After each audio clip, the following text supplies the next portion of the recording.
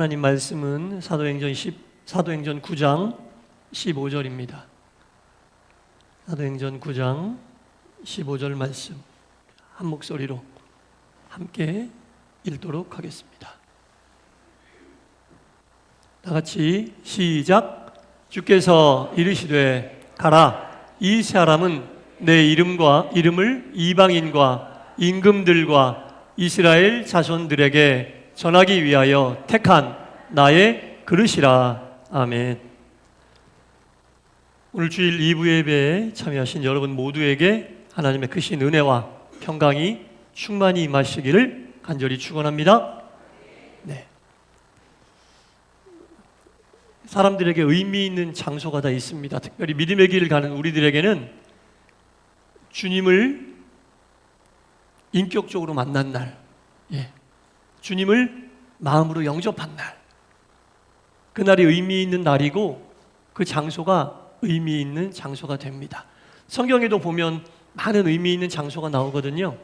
이 다메섹이라고 하는 곳이 있어요. 이 다메섹이라고 하는 곳은 지금의 중동의 다마스쿠스인데 다메섹.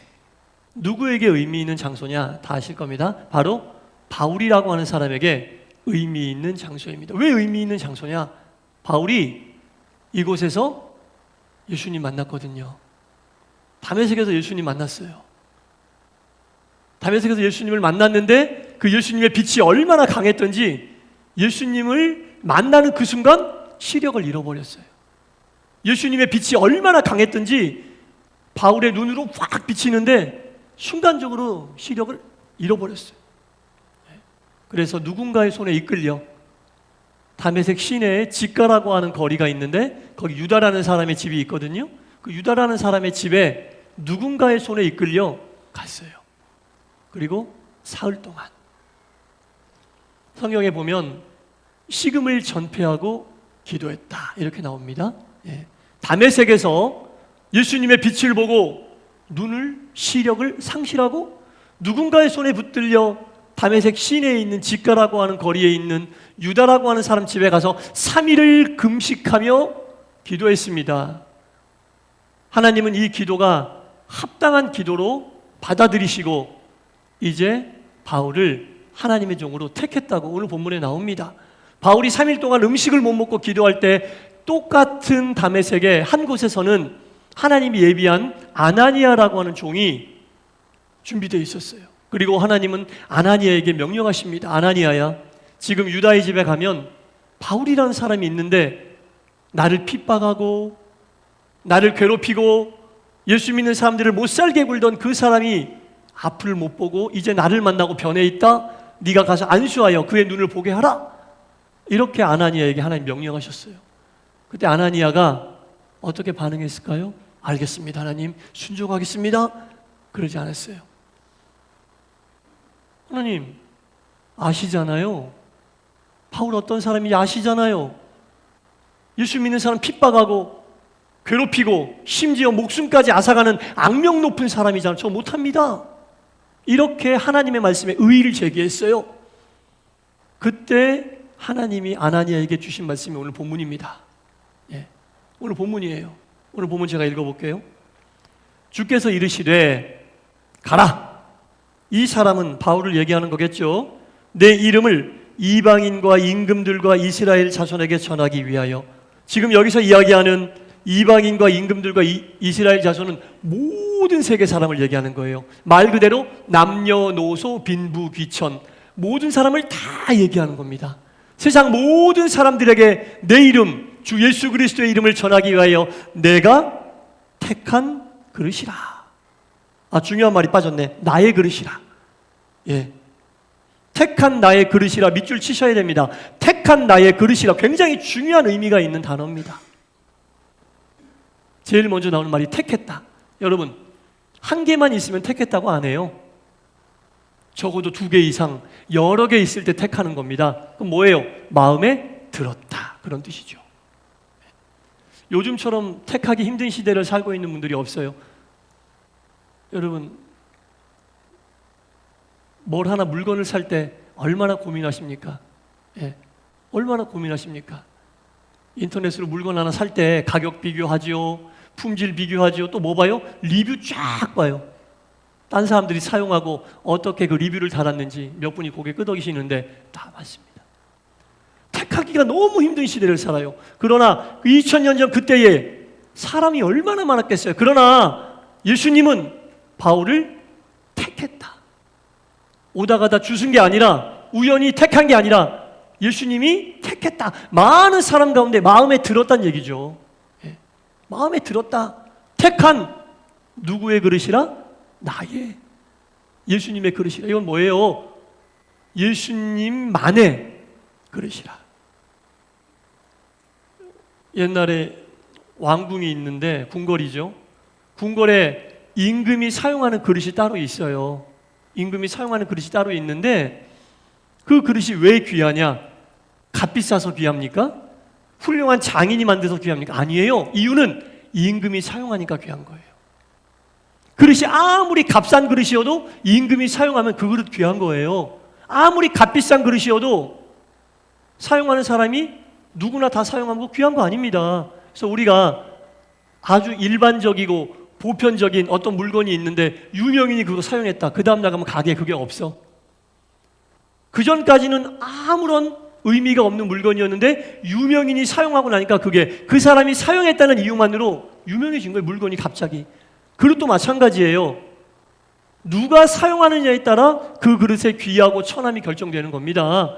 재질이 아무리 안 좋아도 귀한 사람이 사용하면 그 그릇 귀하게 여겨요, 사람들이. 예. 나의 택한 나의 그릇이라. 하나님이 많은, 예수님이 많은 사람 가운데 직접 택한 하나님의 그릇, 예수님의 그릇, 누가 사용하겠다는 얘기예요? 예수님이 사용하겠다는 얘기입니다. 예수님이 사용하겠다는 얘기입니다. 우리가 예수 믿는 거예요, 여러분. 많은 사람들 가운데 택함 받은 거예요. 어쩔 수 없이 쓸 수밖에 없어서 택한 게 아니라 많은 사람 가운데 택했어요. 누가? 예수님이 나의 택한 그릇이라. 바울을 지금 그렇게 택했다는 얘기입니다. 그렇게 택했다는 얘기예요. 바울은요, 원래 예수님을 부정하고 예수를 부정할 뿐 아니라 다른 사람이 예수를 믿는 꼴도 못 봐. 예, 예수를 믿는 꼴도 못 봐. 그냥 누가 믿는다 하면 찾아가서 괴롭히고 못 살게 굴어야지 직성이 풀리고 감옥에 집어넣어야 직성이 풀리던 사람이에요. 이게 무슨 얘기냐면 여러분, 이 바울은 눈에 보여지는 그릇의 외형을 중요하게 생각했던 사람이에요.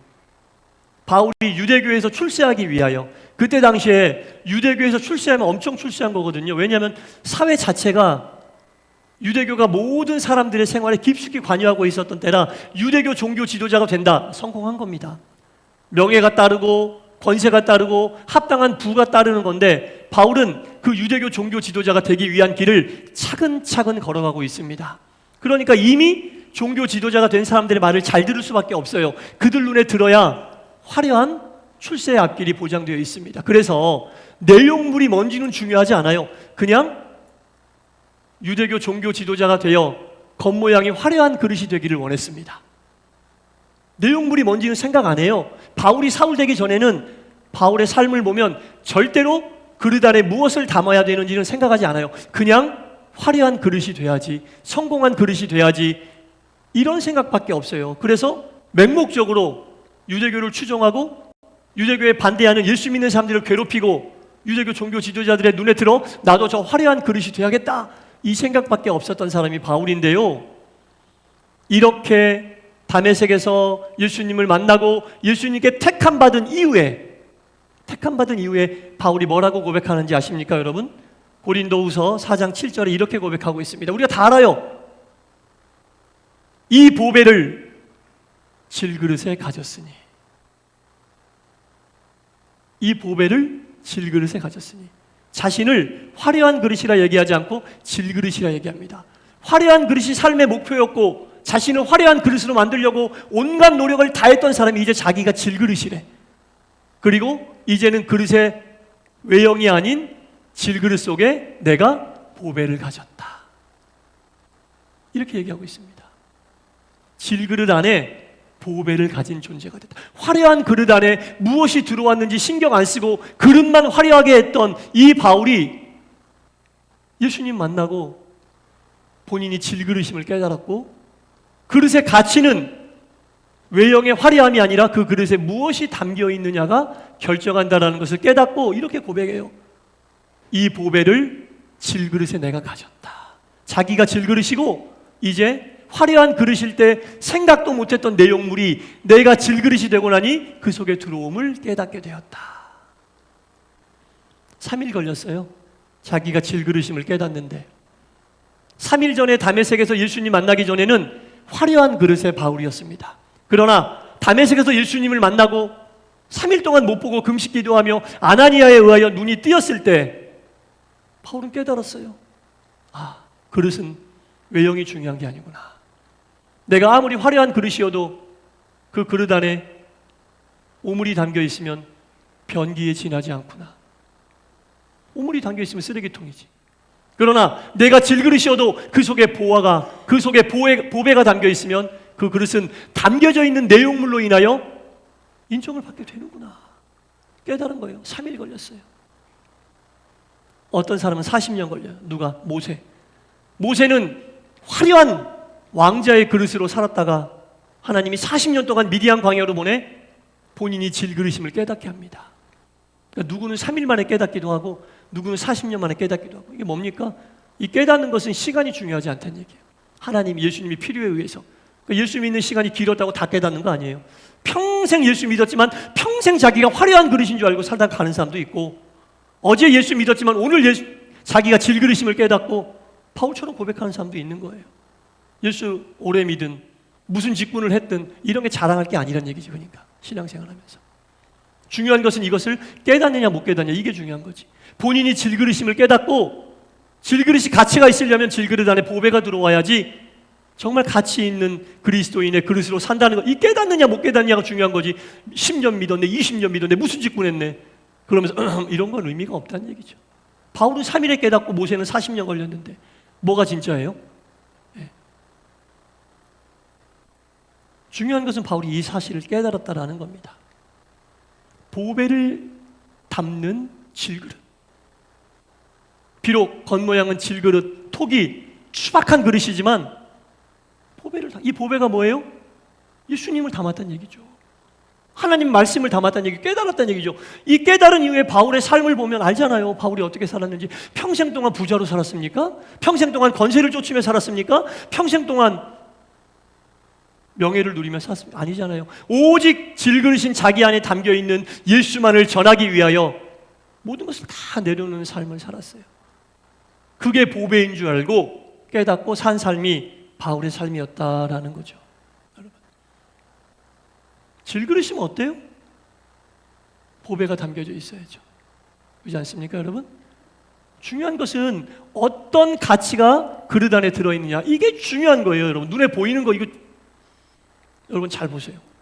아주 빳빳한 신권 1,000원짜리가 있고 꾸깃꾸깃 꾸겨진 5만 원짜리가 있어. 여러분들에게 고르라면 뭘 고르겠어요? 물어본 제가 바보죠.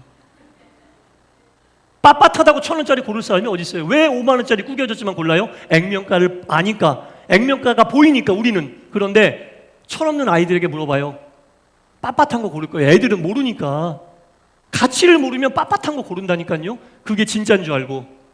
여러분, 가치를 아는 사람은 꾸겨져 있어도 가치가 있는 거예요. 왜? 액면가가 안 바뀌어. 꾸겨졌다고 해서 액면가가 바뀝니까? 안 바뀌어요, 여러분. 질그릇이어도 가치가 있으면 하나님이 택하시는 거예요. 화려해 보여도 가치가 없으면 쓰임받지 못해요. 네. 우리가 세상 살면서 질그릇으로 살아도 5만 원짜리 액면가가 우리에게 있다면 우리는 가치 있는 삶을 사는. 빳빳하면 뭐예요? 1,000원인데. 요즘 애들에게도 1,000원짜리 주면 애들 안 좋아해요. 나를 무시하나? 이렇게 생각합니다. 교회도 마찬가지고 성도도 마찬가지예요. 눈에 보이는 화려한 것을 쫓으면 안 됩니다, 여러분. 믿음 생활하면서 화려한 것에 꽂지 말고 교회 와서 화려한 거 그런 거 보지 마세요, 여러분. 정말 우리를 힘들게 하는 게 뭔가 생각해 보세요. 덜 화려해서 힘듭니까? 아무리 화려해도 마음이 힘들면은 매일매일 지옥이에요. 질그릇이어도 그 속에 사랑이 담겨있고 진리가 담겨있고 말씀이 담겨있으면 행복해. 그런데 화려한 그릇이어도 그 속에 우리를 평안하게 못하는 불안과 불신과 미움과 시기가 담겨 있으면 화려한 그릇이어도 힘들어요. 마음이 평안하지 않아. 믿음 생활하면서 믿음의 길을 가면서 뭘 봅니까? 교회 와서 뭘 봅니까? 여러분, 여러분들의 속을 평안하게 담길 진리를 담아가지고 가고 그 진리를 얻기 위해 힘쓰고 애써야죠. 왜 다른 데 힘을 씁니까? 예. 왜 다른 데 힘써요, 여러분? 믿음 생활하면서. 왜? 바울이 그거 깨달은 거예요. 그러자 이런 고백이 나오는 거죠. 나는 질그릇인데 내 안에 보배가 담겨 있는 거 깨달았다. 얼마나 엄청난 고백이에요, 여러분. 평생 신앙생활에서 이거 못 깨달아요? 예. 이거 깨달으면 어제 예수 믿었어도 많이 깨달은 거예요, 여러분. 눈에 보이는 것이 좀 구겨져 있으면 어떻습니까? 좀 덜 아름다우면 어떻습니까? 투박하고 질그릇이면 어떻습니까? 그 속에 보배가 담겨 있느냐 안 담겨 있느냐 그걸 보신다니까요, 주님이. 예. 화려하면 뭐예요? 보배가 담겨져 있지 않으면 의미가 없습니다. 세상에선 의미가 있다고 여겨질지 몰라요. 그러나 주님 보실 때는 의미 없습니다. 의미 없습니다. 우리는 영원을 추구하는 사람들입니다. 네. 그래서 우리는 인생을 살면서 영생을 준비하는 사람들입니다. 인생을 살면서 인생으로 끝나버리면 안 돼요. 그러면 화려한 게 좋아요. 인생을 살면서 인생으로 끝나버리면 화려한 게 좋아요. 그러나 우리는 이 인생을 살면서 영생을 준비해야 돼요. 그러니까 우리 이 인생은 영생을 준비하는 시간이라고요. 영생은 안 보여요. 영혼은 안 보여요. 보이는 세상 속에서 안 보이는 세상을 준비하면서 사는 거예요. 근데 보이는 것에 그냥 정신없이 그냥 교회 와서도 신앙생활 여정 속에서도 거기에만 정신 빠져 있으면 영생은 언제 준비합니까? 보배는 언제 질그릇에 담습니까, 여러분? 언제 질그릇에 보배 담아요? 분명히 알아야 돼요, 여러분. 신앙이 뭐고 믿음이 뭐고 교회가 뭐고 성도가 뭔지 분명히 알아야 됩니다. 짧은 오늘 이 한마디의 말씀이 우리에게 전해줍니다. 예수님께서 바울에게 말씀하십니다.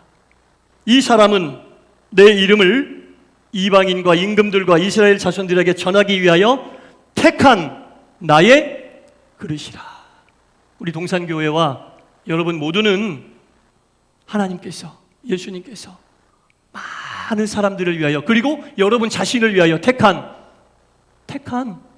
오다 가다 주신 게 아니라 새로 만든 게 아니라 하나님이 직접 많은 사람들 중에 택한 하나님의 그릇임을 알고 더욱 하나님께 영광 돌리는 바른 깨닫는 믿음의 길을 가시기를 주님의 이름으로 간절히 축원합니다. 기도하겠습니다. 주여, 보이는 것이 믿음의 본질을 흔들고 신앙의 본질을 흔드는 세상 속에서 믿음을 지키며 산다는 것이 쉬운 일이 아닙니다. 오늘 주신 말씀을 통해 하나님께서 택한 그릇 바울을 보면서 이 시대의 그리스도인인 나도 주님께서 택한 그릇임을 알고 매일매일 깨닫고 비록 나의 모습이 투박한 질그릇이라 할지라도 그릇의 모양으로 주님은 평가하지 않으시며 그릇 속에 보배가 담겨 있다면 온전히 주님의 도구로 쓰임받을 수 있다는 귀한 사실을 알고 그릇이 아닌 그릇에 담는 내용물을 말씀과 기도와 사랑과 하나님의 진리로 채우기 위하여 온전한 믿음의 길을 가게 하여 주시옵소서. 예수님 이름으로 기도드리옵나이다. 아멘.